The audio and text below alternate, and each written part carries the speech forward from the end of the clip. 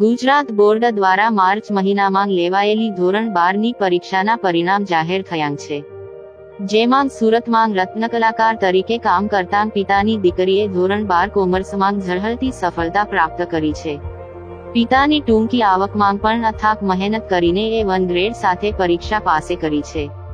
ત્યારે આગામી સમયમાં વિદ્યાર્થીનીએ ડેટા સાયન્સ AIનો કોર્સ કરવાની ઈચ્છા વ્યક્ત કરી છે. વરાછા વિસ્તારમાં રહેતા રાજેશભાઈ સખવાળા હીરામાં કામ કરે છે. 8 પેલના કારીગર એવા રાજેશભાઈની દીકરી હેમાંશીએ 12 કોમર્સમાં 95.14% સાથે 99.96 પ્રાપ્ત કર્યા છે. હેમાંશીએ કહ્યું કે આ સફળતા માટે તે 11મું ધોરણ શરૂ થયું ત્યારથી જ રોજની 8 કલાક જેટલી મહેનત કરતી હતી.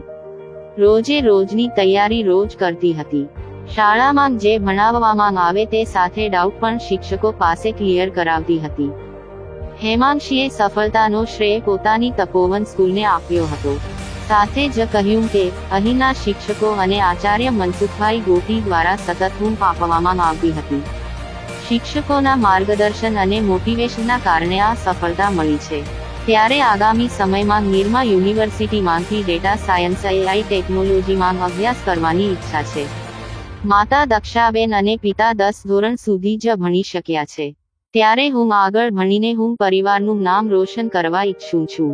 ત્યારે કર્તવ્ય ગુજરાત ન્યૂઝ પણ હેમાંશી અને તેના પરિવારને અભિનંદન પાઠવે છે.